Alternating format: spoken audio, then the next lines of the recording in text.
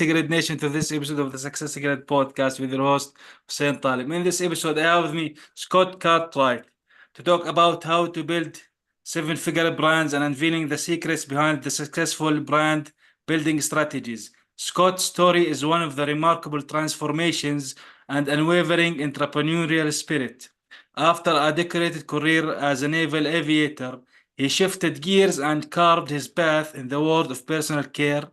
He built a multiple seven-figure skincare brands from the ground up, and after successfully selling it, he embarked on a new adventure, acquiring a personal care manufacturing company encompassing skincare, hair care, body care, and even pet care products.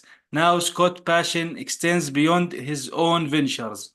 Scott, welcome to this episode of the Success Secret podcast. I'm glad you are with me here on this one. Yeah, no, I'm glad to be here. Awesome to have you here with me on this one. So first of all, you have apparently passionate about building brands, building seven-figure businesses, and specifically in the like I would say these type of products that I mentioned, they are very hard to compete in, and we are going to be talking about that. But first of all, because this is the Success Grid podcast, I want to know from you after these experiences, after these kind of things that you build and you have certain relation with other people and your connection with other people, how would you define success yourself and how do you see other people define success, and what do you agree or disagree with these kind of definition of them and misconception that you might or they might have for success? Yeah, no, that's a great question. I think success is it's individual for each person. You know, the definition of success. And so what may be my definition of success may not be your definition of success. But for me, success is just being able to do what I want to do when I want to do it, on my own time. I really did not like it when I had to work for somebody. You had to show up at a certain time, you had to stay there all day, then you had to leave at a certain time. Even if you had work to do, didn't have work to do, whatever, you were on someone else's clock, on someone else's dime. For me, success is just being able to do what I want to do. What I disagree with people on success can often be driven by just work, work, work, work, work, workaholic. And that's not what I'm about. I like to take time off. I like to take vacations, I like to do things with my kids. And so, my version of success is not working all the time, not waking up at 4 in the morning, going to bed at midnight, just grinding and burning the candle on both ends. That doesn't work for me. And I don't think it's a long-term solution for many people out there who are doing that. Eventually you burn out from that. And so if you're chasing success that way, I mean, there's a time and a place for everything. So if there's a time to sprint and then there's a time to relax and take a little bit of a break. That's where I disagree. I just don't think that you have to just be go, go, go all the time. There's a time and a place for everything. Definitely, that's amazing. We need sometimes to have this little walk around the block, I guess. So, Yeah, yeah. so you are in personal care, personal blend, hair care, body care, lot of things. Even you started the pet care products. So these things, personal care, health care, pet care products, all of these are very competitive places or businesses or niches. So, what was your thoughts first of all when you started your business in these kind of fields? What was my first what? What was your personal and initial thoughts when you started in this field? Yeah, so I always think it's important to start with the people first. And so when I started my skincare brand, it was a vitamin E oil based skincare brand. And so I wanted to start with people who were on a health journey and who were looking for healthy products. And so you probably remember back in the day, vitamin E was a big thing, and vitamin E oil was a big thing. Used to get it in capsules and kind of cut the tip off the capsule and use that pretty thick. It's like an ointment, like consistency of honey. You use that. But people that use vitamin E are really concerned about their health. They only want to use healthy ingredients. And so I went after that group of people. Always focus on the people first. And when you focus on the people, you know what their issues are, you know what their pains are, you know the language to speak. And so by doing that, my product was very successful. You know, I could talk specifically to the person that cared about their health. And I had a background in health. I have a master's degree in public health, and my parents are doctors. And so I've always been kind of in the health field. And so I thought that that would be a good area to go into health-based products. And then once you find one that works, I started out with vitamin E oil.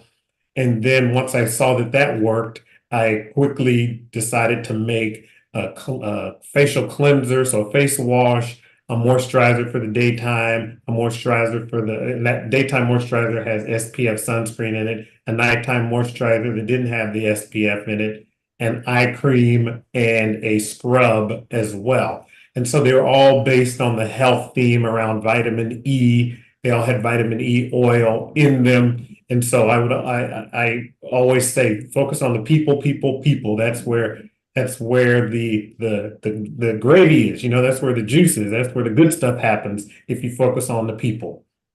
Definitely. So speaking of that, when you started this business, did you think a lot of about the competition, or did you think to yourself, I am distinguished, I am special in this because I know where I am focusing on, which is the people that will need and want the type of products that I am having or creating.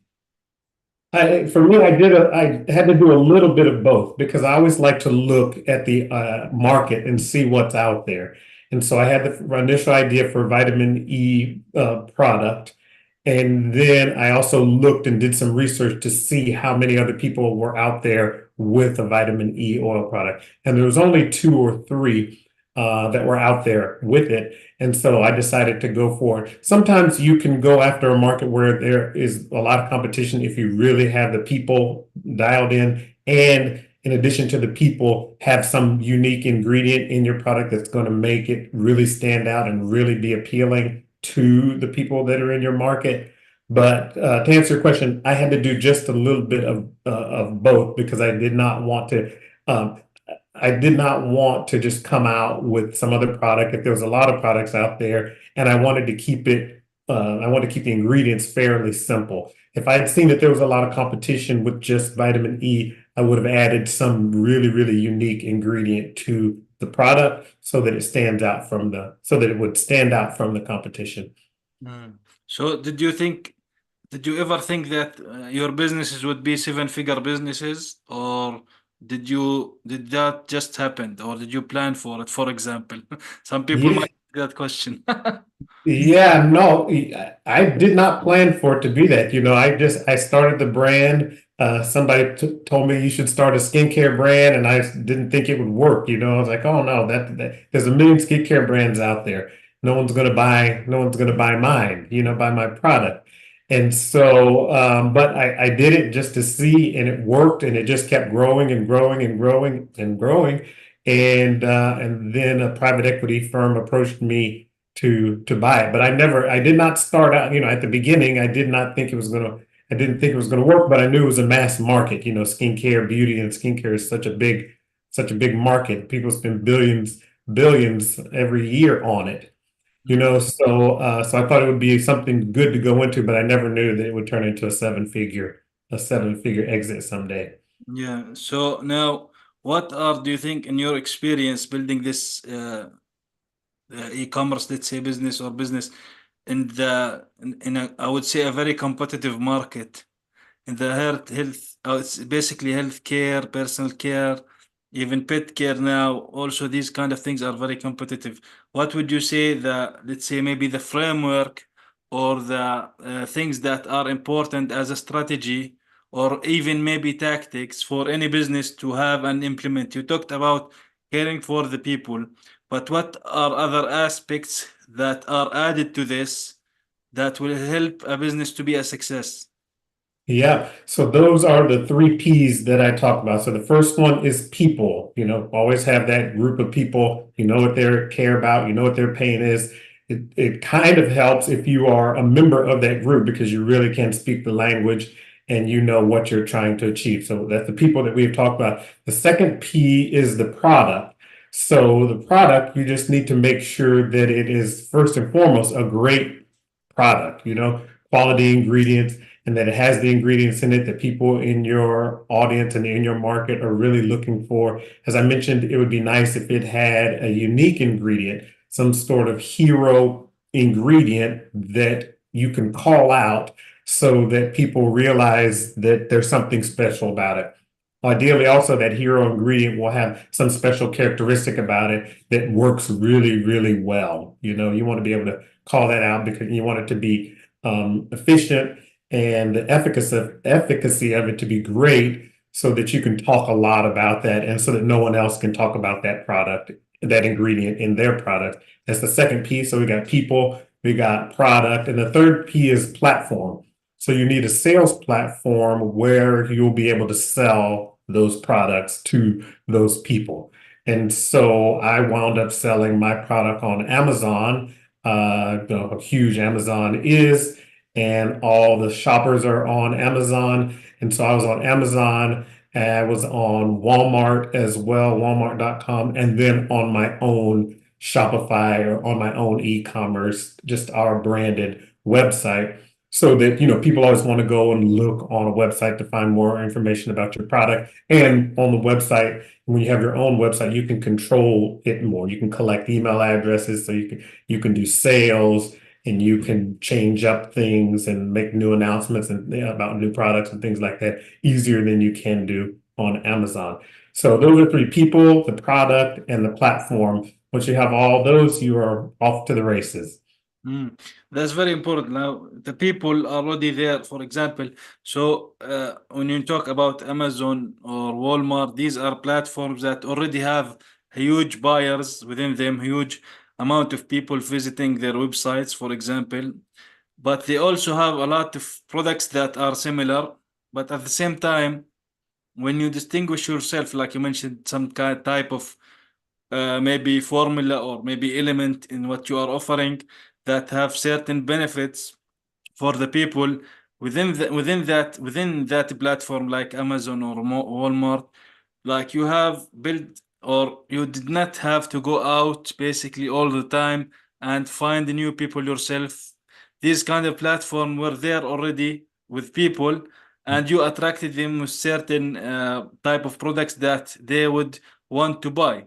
So these things are very important. But then you expanded into your own website, which is basically your own brand, which is very important. So do you think that each one of us should, let's say, use or leverage other platforms, that we always should look for certain platforms that if we can do this, what we want to do on these platforms, do it, and then have our own platforms to when we start growing? Exactly. Yeah, no, you're exactly right. Because when you have your own platform, you can do a couple of things. One of them is that you can drive traffic to it. So you can use YouTube ads or Facebook and Instagram ads, something like that, where you can pay a little money per click for and have your ad in front of the people who would be buying your product.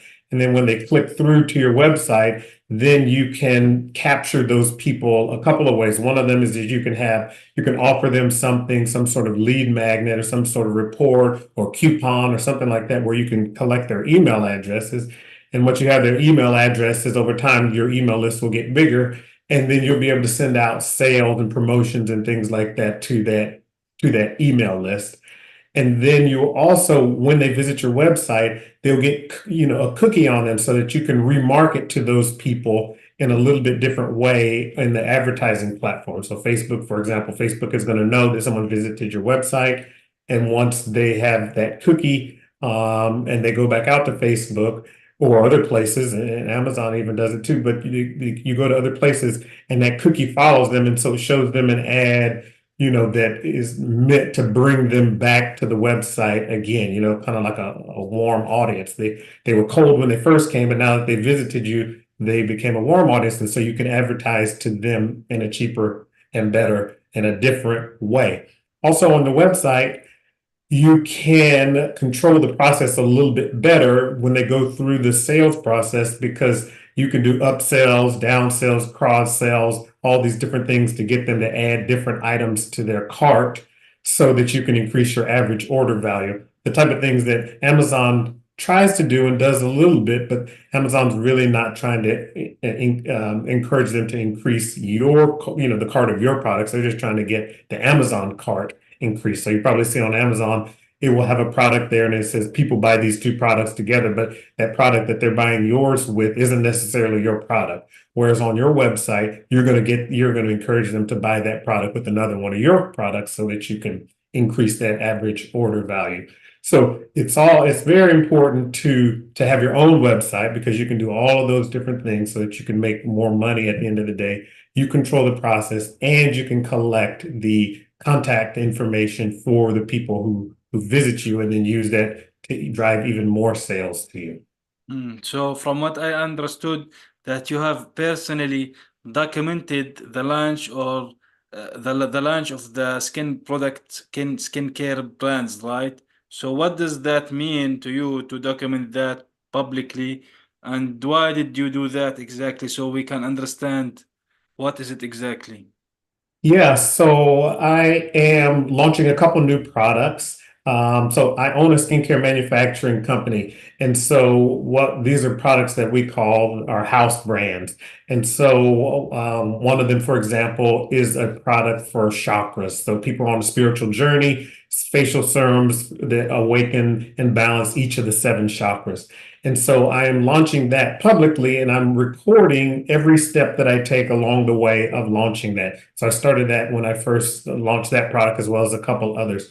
So on YouTube, I have a YouTube channel called The Skincare Sherpa. That's who I kind of call myself. That's my personal brand, the Sherpa, because I'm your guide to starting and launching a successful skincare brand. So if you go to YouTube, you'll see the Skincare Sherpa on there. And then they're just these little videos that like you're looking over my shoulder as I am going through the different research steps and finding graphic designers to help me with the labels and all the way through setting up Amazon, finding influencers, all these different kinds of things. And the hope of that is that it will help people start their own skincare brand. You know, people come to me to get to get a product manufactured, and this is the reason I had this idea, and people have no idea what they're doing. You know, it's already hard enough to find a manufacturer that will return your call. But when you talk to people and you ask them you've wanted to start this skincare brand, a product for several years now, what's taking you so long? And they say, well, I didn't know what to do. You know, how do you even do this? Or how do I get a formula? And how do I find this?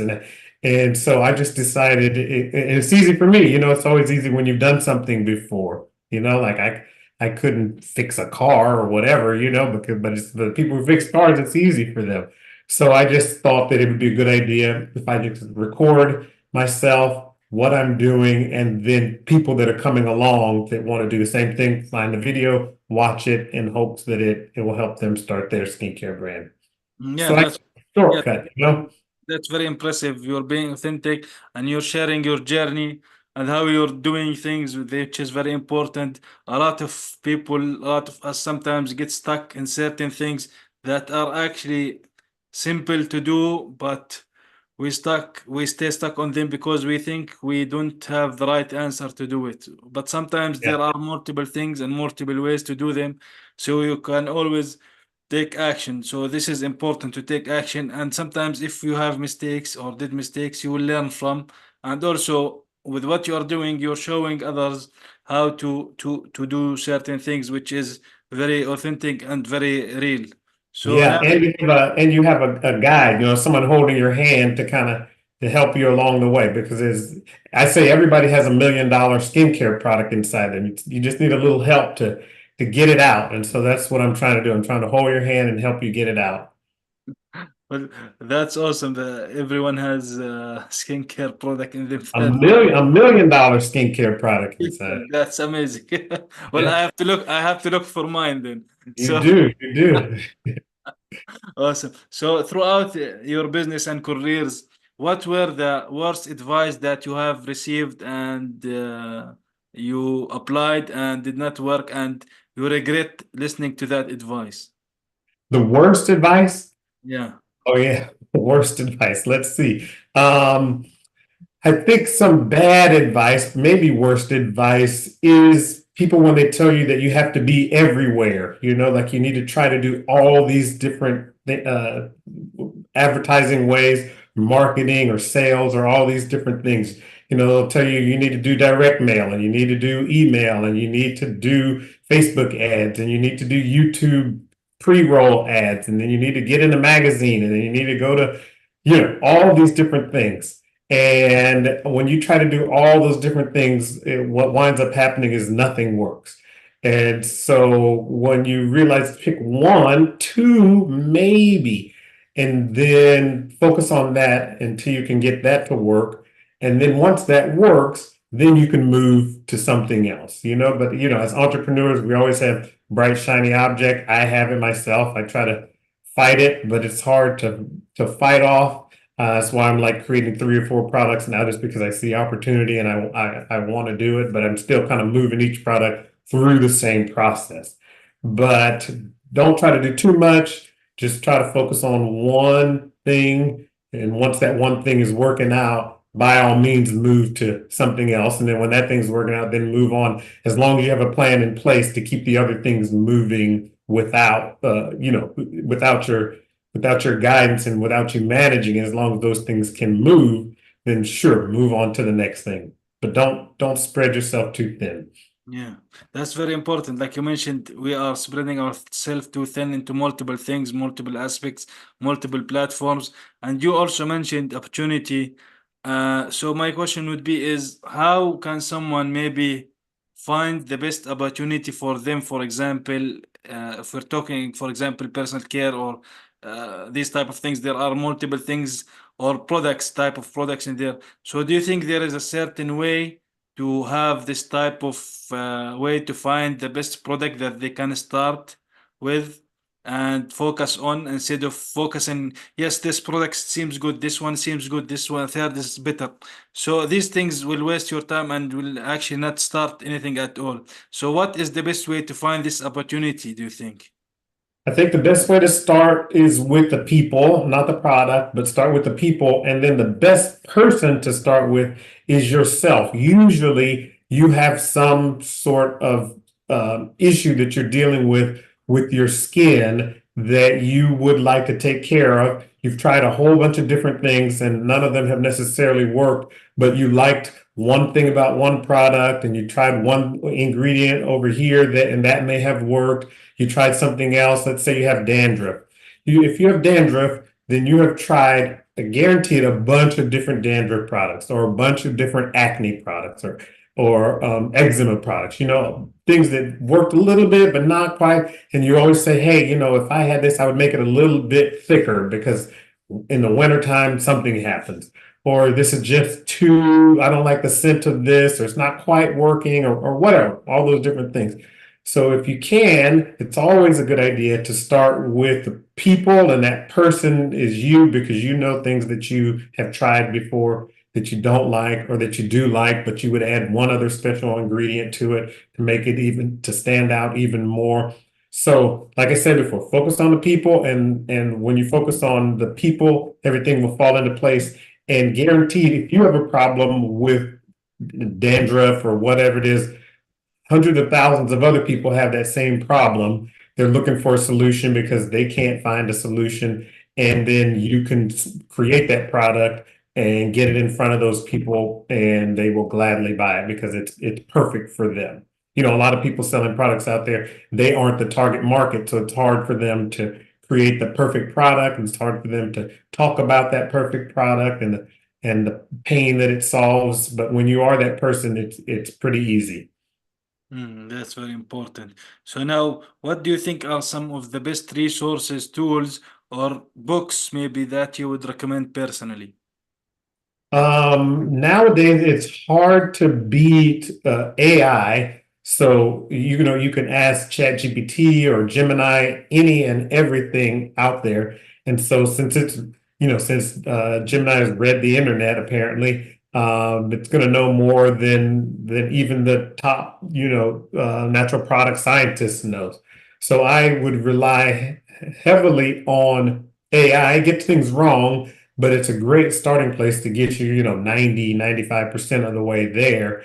And then you can take that, all the results that you get from it just by doing different searches, take those results and search even further in on Google, for example, to find out information, and then take that information and do some searches on Amazon, because people on Amazon will tell you in the review section for the different products what they like and what they don't like about certain products, what they wish they had. Oh, it stings my eyes. Oh, it's too runny. Who knows what it is? All kinds of things. Great, great, great information. So, I mean, between a combination of Gemini and Google research, and then just old-fashioned digging around on Amazon and on other products websites that you find on Google as well, you can put together a great, great product.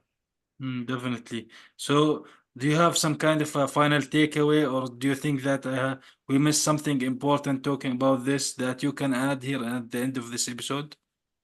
Yeah, no, we talked about it. I think the takeaway is just focus on the three P's: people, product, platform, sales platform, and start with yourself, or start with the person in mind. And one thing I did say is, when you start with the person in mind, you can build a nice email list up ahead of time before you even release the product. And so if you have dandruff, and you are 65 years old, man, you could put together a special report on the top 7 ways that 65-year-old men get rid of their dandruff. And then you offer that to people for free in exchange for their email address. You can build up a nice email address so that when it comes time to sell your product, then you already have a bunch of people to do that with. And those people can oftentimes, you can do a pre-sale of those people so that they help you pay for the product. You're going to have to get this product made. And so they can give you money oftentimes that helps you pay for a lot of the first inventory round. And then you can also use those people for testimonials, and they can make videos for you. And you can use those people also to test out the product, get them some samples to see how things work. So there's a lot of benefit that you can have when you focus on the people first and get together a small group of them that you can use before you sell the product. Definitely important. So, thank you very much, Scott. Where can people learn more about you and get in touch with you, and get to see what you are doing? Yeah, so as I mentioned, you can follow me along on the journey of starting a skincare brand at the Skincare Sherpa on it's a YouTube channel. Also, the skincaresherpa.com is the website where you can go. I'm putting together a resource list of all the things that I talk about in the videos. It's not quite ready yet, the list, but that should be ready here soon. But that's at the skincaresherpa.com. And then you can find me at Scott at the skincaresherpa.com. Send me a message and an email there, and I'll get back to you. Awesome. Well, thank you very much, Scott, for joining me for this episode of the Success Secret podcast. Love your authenticity, and I love what you're doing, especially on your channel YouTube, that you are sharing what you are doing with the business about personal care and skincare products. It's very important nowadays to have this kind of level of authenticity and personality within the business. And thank you for joining me and sharing your knowledge with us here. All right, it's been great.